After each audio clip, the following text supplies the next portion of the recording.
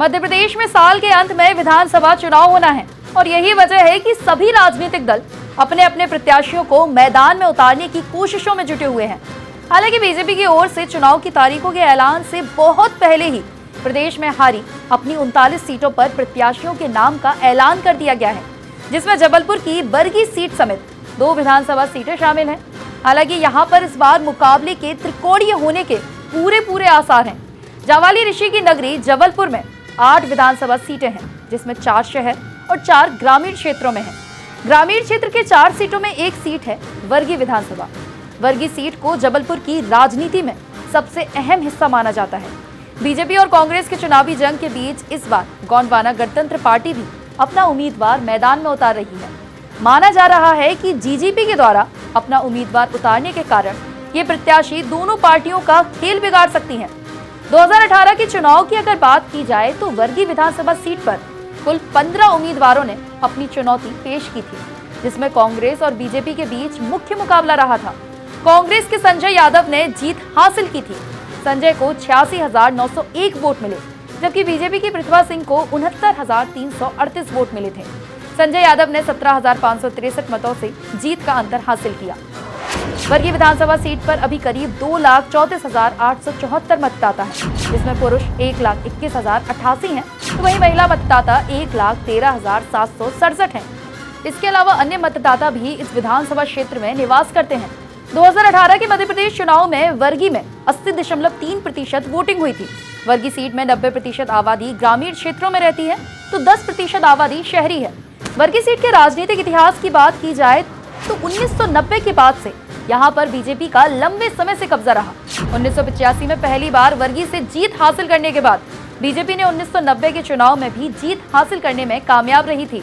हालांकि 1993 में कांग्रेस ने जीत के साथ वापसी की, लेकिन 1998 के चुनाव में कांग्रेस अपने पास ये सीट बरकरार नहीं रख सकी और फिर बीजेपी ने जीत हासिल कर ली। 1998 में जीत हासिल करने के बाद बीजेपी ने लगातार 4 बार अपने नाम यहाँ से जीत हासिल की है। साल 2008 में बीजेपी ने प्रतिभा सिंह अपने उम्मीदवार के तौर पर घोषित की थी, जिन्होंने कांग्रेस के आदिवासी नेता मांगी लाल मरावी को 17,602 वोटों से हरा दिया था।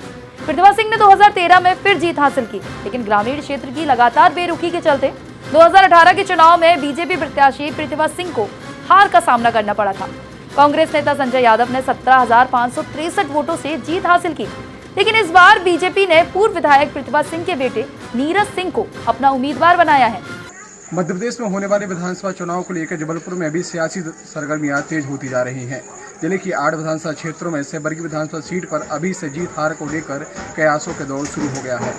दरअसल इस विधानसभा सीट से भारतीय जनता पार्टी ने पूर्व विधायक प्रतिभा सिंह के बेटे नीरज सिंह को चुनाव में मैदान में उतारा है, तो वहीं कांग्रेस से एक बार फिर मौजूदा विधायक संजय यादव पर दाव लगाने जा रही है। कांग्रेस और भाजपा की लड़ाई के बीच गोंडवाना गणतंत्र पार्टी ने भी चुनाव की ओर आजमाइश शुरू कर दी है। वर्गी विधानसभा क्षेत्र में आदिवासी वोट बैंकों ज़्यादा है। ऐसे में गोंडवाना गणतंत्र पार्टी आदिवासी वोट बैंक की साधने की पूरी तैयारी में है, लेकिन अब देखना यह होगा कि होने वाले चुनाव में जनता है किसको अपने विधायक चुनती है। वर्गी विधानसभा क्षेत्र को किसानों के लिहाज से भी बेहतर क्षेत्र माना जाता है, क्योंकि इस क्षेत्र में नर्मदा नदी के साथ साथ नहर का भी पानी लोगों के खेतों तक पहुँच रहा है। नर्मदा किनारे बसे यहाँ के अधिकतर लोग किसानी के साथ साथ ड्रिप इरिगेशन के जरिए सब्जी का उत्पादन करते हैं। इस क्षेत्र में धान, मूंग, मक्का, गेहूं, मटर, चना के साथ साथ मोटे अनाज की खेती भी की जाती है। नर्मदा नदी के किनारे रहने वाली वर्मन समाज के लोग खेती किसानी के साथ मौसमी सब्जी उगाकर इन्हें शहर ले जाकर अपना व्यवसाय करते हैं। वर्गी विधानसभा क्षेत्र में दर्जनों आदिवासी गाँव हैं, जहाँ आदिवासी गाँव की झलक देखने को मिलती है। यहाँ करीब 60,000 से ज्यादा मतदाता निवास करते हैं। बाकी कई गांव ऐसे हैं जहां आज भी बिजली पानी की बड़ी समस्या है। पर्यटन की दृष्टि से अगर देखा जाए तो वर्गी विधानसभा को भी अच्छा माना गया है।